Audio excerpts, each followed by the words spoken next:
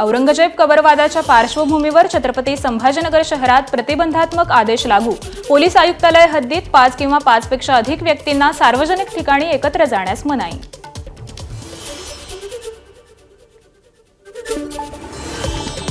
नागपुरातील संचारबंदी उठवली। गेल्या सोमवारपासून 11 पोलीस स्टेशनच्या हद्दीत संचारबंदी लागू होती। अखेर 6 दिवसांनंतर संचारबंदी पूर्णपणे उठवली।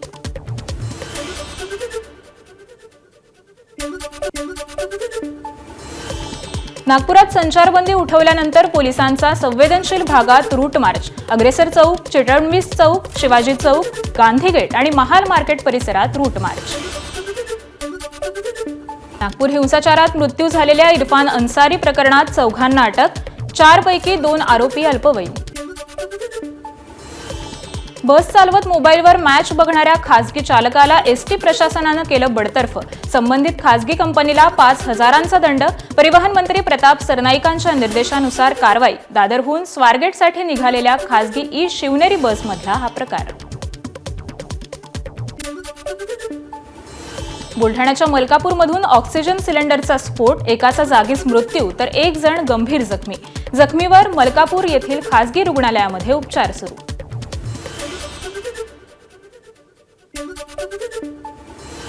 मुंबई गोवा महामार्गावरील भोसते घाटात तिहेरी अपघात, कंटेनर, टेम्पो आणि कारचा तिहेरी अपघात। ट्रक 200 फूट खोल दरीत कोसळला। अपघातात 7 जण गंभीर जखमी। यवतमाळच्या वडकी परिसरात भीषण अपघात, एकाचा जागीच मृत्यू तर 1 जण गंभीर जखमी। ट्रकनं दुचाकीला धडक दिल्यानं अपघात झाल्याची माहिती। रायगडच्या श्रीवर्धन मसळा मार्गावर 4 चाकीनं घेतला अचानक पेट। वाढत्या उष्णतेमुळे आग लागल्याची प्राथमिक माहिती। सुदैवानं कोणतीही जीवितहानी नाही।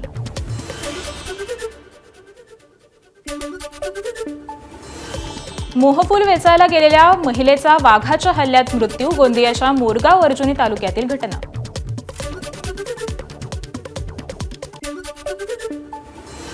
बुलढाण्यात अवैध दारू विक्रेत्यांनी घेतला पोलीस कर्मचाऱ्याचा बळी। आरोपींना पोलिसांच्या दुचाकीला लाथ मारून पाडलं। घटनेत पोलीस कर्मचाऱ्याचा जागीच मृत्यू। लातूरच्या उदगीरमध्ये टोळक्यांकडून दोघांना मारहाण। मारहाणीचं कारण मात्र अद्याप अस्पष्ट। दोन्ही गंभीर तरुणांवर उदगीरच्या खासगी रुग्णालयात उपचार सुरू।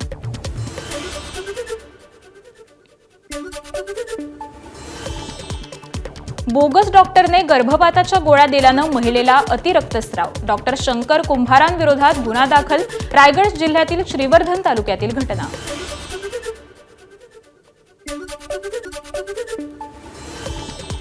चंद्रपूर शहरातील नगिनाबाग परिसरात घरासमोर पार्क केलेल्या 2 दुचाकी अज्ञात इसमानं जाळल्या। रामनगर पोलीस ठाण्यामध्ये गुन्हा दाखल झाला असून आरोपींचा शोध सुरू।